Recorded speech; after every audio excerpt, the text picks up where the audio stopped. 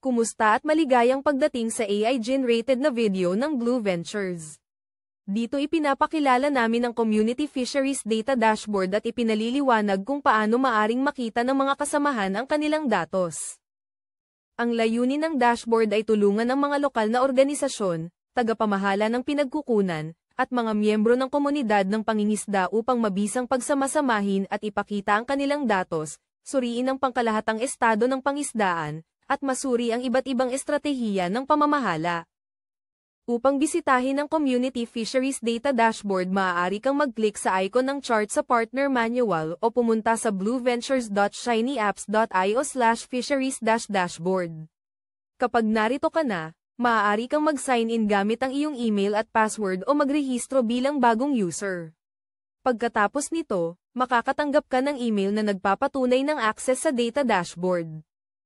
Sa homepage, makikita ang mga pahina sa itaas at opsyon para baguhin ang wika sa drop-down menu. Ang datos mula sa partner surveys ay nasa mga dashboard na pahina, Fisheries Status, Fisheries Profiling, at Community Profiling. Ang data application page ay nagpapakita ng impormasyon tungkol sa mga tiyak na paksa ng pananaliksik tulad ng epekto ng mga estratehiya sa pamamahala. Sa kanang itaas ay makikita mo ang pahina para i-download ang iyong mga data at ang pahina tungkol sa pagbabahagi ng data. Ang About page ay magandang lugar upang simulan ang pag-aaral kung paano gamitin ang dashboard. Dito namin tinutukoy ang iba't ibang uri ng data na magagamit sa bawat isa sa iba't ibang pahina at tinutukoy ang mga sukatan na ipinapakita sa bawat pahina. Upang suriin ang timbang ng huli, halaga, komposisyon ng species, haba at proporsyon ng mature catch sa paglipas ng panahon, maaari mong bisitahin ang Fishery Status page. Kung nais mong tuklasin ang impormasyon sa mga uri ng gamit, pagsisikap sa pangingisda at istruktura ng laki ng huli, pumunta sa Fisheries Profiling page. Ang Community Profiling page ay kasalukuyang nasa pagdevelop at magtutuon sa pangkalahatang tanawin ng mga pangingisda na tumatakbo sa loob ng komunidad. Sa wakas, ginagamit na ngayon ang pahina ng aplikasyon ng datos upang maunawaan ang mga pangmatagalang uso sa huli at tukuyin ang mga tugon sa pamamahala. Maaari mong i-click ang mga definisyon ng katayuan ng mga pangisdaan upang suriin ang lahat ng mga sukatan na ginamit sa loob ng dashboard. Dito, inililista namin ang mga sukatan na ginamit upang suriin ang katayuan ng pangisdaan at tukuyin kung paano kinakalkula ang bawat sukatan. Kasama sa listahang ito ang mean CPUE, mean % mature catch, kabuuang porsyento ng kita, tinatayang haba, at mature catch. Bisitahin ang pahina ng pagbabahagi ng datos para sa impormasyon sa pamamahala at pagbabahagi ng datos ng pangisdaan. May 3 antas ng pahintulot para sa paggamit ng datos upang i-regulate ang pagbabahagi nito sa ibang mga gumagamit. Maaari mong iayon ang mga antas ng pahintulot batay sa uri ng data at ayusin ito anumang oras. Ang personal na impormasyon at data ng pangingisda ay pag-aari ng mga mangingisda at mamimili at hindi ibabahagi ng walang pahintulot. Lahat ng data ay nasa antas 1 pribado. Sa mga susunod na linggo, maaaring ayusin ng mga gumagamit ang kanilang pahintulot sa antas 2 o antas 3. Para makakuha ng hard copy ng data, i-click ang i-download ang data. Sa pahina ng pag-download ng data, piliin ang nais na data. Maaaring mula sa pagsubaybay sa landings o profiling ng mga pangingisda. Pumili rin ng mga geographical na rehiyon o mga kasosyo, at tukuyin ang mga tiyak na antas ng administratibo. Panghuli, piliin ang saklaw ng petsa at i-click ang preview.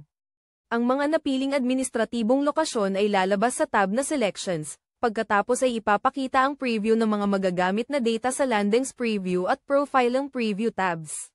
Mayroon ka ring opsyon na isama lamang ang mga napatunayang data o alisin ang pagkakapili sa kahon upang isama ang lahat ng nakolektang data. I-click ang download kapag napili mo na ang tamang spatial at temporal na mga parameter. Kung masyadong malaki ang pagpili ng data, maaaring kailanganin mong i-click ang request data, at sa pagkakataong iyon ay personal naming i-email ang data selection na nais mong i-download. Kapag na-download, makikita mo ang isang metadata tab sa loob ng Excel file, na naglilista ng paglalarawan at uri ng bawat column o field name. Balikan natin ang Fishery Status o homepage upang simulan ng pag-explore at pag-visualize ng ating data gamit ang Community Dashboard. Katulad ng page para sa pag-download ng data, magsimula sa pagpili ng heograpiya o partner para sa data. Halimbawa, kung gusto mo ng data mula sa Madagascar, lalo na sa mga komunidad sa Belo-sur-Mer sa rehiyon ng Menabe, piliin ito at i-click ang tingnan ang resulta. Hintayin ng ilang segundo para mag-update ang mapa at mga numero ayon sa iyong pinili. Ipinapakita na ngayon ng mapa ang lahat ng napiling komunidad. Sa kanan, makikita ang petsa ng pagsisimula ng koleksyon, mga araw mula nang magsimula, at mga araw na naitala ang data. May opsyon ding i-download ang data o ulat, na kapaki-pakinabang sa mga lugar na may mahinang internet. Ang mga kahon sa page ng kalagayan ng pangisdaan ay nagpapakita ng 8 mahahalagang halaga ng pangisdaan. Kasama dito ang kabuuang timbang na nakadaong sa kilo, kabuuang kita, pangkaraniwang huli kada unit ng pagsisikap na kinakalkula bilang kilogramo bawat biyahe, pangkaraniwang kita bawat biyahe, pangkaraniwang porsyento ng hinog na huli, bilang ng mga naitalang mangingisda at mamimili, at bilang ng mga species at pamilya sa panaklong. Ang kabuuang kita at pangkaraniwang kita bawat biyahe ay tinutukoy gamit ang napiling pera ng bansa. Sa ibaba ng mga kahon ng buod, ipinapakita namin ang komposisyon ng huli sa pamamagitan ng pagsusuri sa kontribusyon ng isang uri o pamilya sa kabuuang porsyento ng timbang at kita gamit ang mga pie chart. Maaaring piliin ng mga gumagamit na suriin ang komposisyon ng huli sa pamamagitan ng pagtingin sa lahat ng mga uri na nahuli sa geographical na lugar o piliin lamang ang nangungunang 10 na uri na may pinakamalaking kontribusyon. Maaari mo ring piliin kung nais mong tingnan ang huli ayon sa uri o pamilya. Tingnan ang mga uri mula sa isang tiyak na tirahan tulad ng bakawan, coral reef o seagrass, at piliing suriin ang komposisyon ng huli mula sa isang tiyak na panahon sa pamamagitan ng pag-update ng saklaw ng petsa. Ipinapakita ng talahanayan ang mga lokal na pangalan, karaniwang pangalan, siyentipikong pangalan kung nais, kabuuang timbang at kabuuang kita para sa mga pinakakaraniwang uri o pamilya. Upang makita ang kita sa dolyar ng Amerika, pindutin ang kahon dito. Ang kasaganaan at komposisyon ng mga uri ay pangunahing bahagi ng pagkakaiba-iba ng species.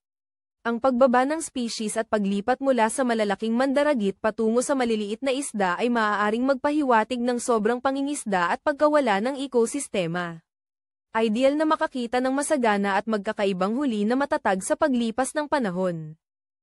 Ang mga plot sa ibaba ay nagpapakita ng mahahalagang tagapagpahiwatig ng pagganap ng pangingisda, na nagpapahintulot sa mga gumagamit na makita ang katayuan at kalusugan nito. Sinusuri namin ang kabuuang timbang na nilepag, timbang kada biyahe, kabuuang kita, kita kada biyahe, tinatayang haba, at may sapat na gulang na huli sa paglipas ng panahon. Sa simula, ang mga plot ay nagpapakita ng datos para sa lahat ng species. Sa kaliwang sulok sa itaas, makikita mo ang viewing plots for lahat.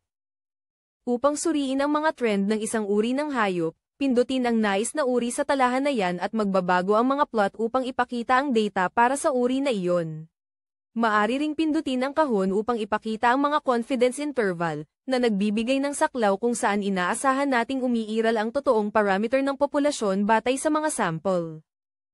Ang confidence interval ay nagpapakita ng precision at kawalan ng kasiguraduhan sa data. Mas malawak na saklaw ay nangangahulugang mas kaunting tiyak sa average, mas makipot ay mas kumpiyansa. Ideal na makita ang matatag o tumataas na kita at pagtatansya ng haba sa paglipas ng panahon. Target ng komunidad na higit 70% ng huli ay mature na isda, batay sa haba sa kapanahunan. Ang pahina ng pagprofiling ng pangisdaan ay nagpapahintulot sa pagpili ng bansa at heograpiya, nagbibigay ng konteksto sa pangingisda, sinusuri ang aktibidad, uri ng barko at kagamitan, at mga tirahang pinangisdaan. Tinututukan din nito ang istruktura ng laki at dinamakan ng populasyon ng iba't ibang species. Mula sa drop-down menu, maaaring pumili ang mga kasosyo ng grupo ng species at makita ang kanilang sukatan ng pangingisda. Sa rehiyon ng Menabe, kinukolekta ang impormasyon tungkol sa Alimaingong Drkeki. Makikita ang mga resulta ng sukat ng lapad ng carapace at timbang. Maaaring i-click ang tingnan ang data ayon sa kasarian, para sa chart ng pagkakaiba ng babaeng at lalaking alimango. Ang pahina ng komunidad na pag-profiling ay nasa pag-unlad at patutok sa dinamakan ng pangingisda. Sa wakas, Ang data application ay isang umuunlad na lugar kung saan kami ay makikipagtulungan sa mga kasosyo upang lumikha ng iba't ibang pahina na nag-e-explore ng mga tanong sa pananaliksik na may kaugnayan sa kanilang datos ng pangingisda. Halimbawa, kasalukuyan kaming mayroong mga epekto ng pamamahala na pahina na nakatuon sa pagtuklas ng epekto ng iba't ibang pamamaraan ng pamamahala sa dagat sa huli ng komunidad at kita. Karaniwang ginagamit ng aming mga kasosyo ang pansamantalang pagsasara upang itaguyod ang napapanatiling pangisdaan ng pugita. Dito nila maaaring suriin ang epekto bago at pagkatapos ng mga pagsasara sa huli. Inaasahan naming makipagtulungan sa mga kasosyo at sa mga komunidad ng mangingisda upang bumuo ng mga pahina ng data application na gumagamit ng kanilang datos upang sagutin ang mga kaugnay na tanong sa pananaliksik para sa matagumpay na pamamahala ng maliliit na pangisdaan.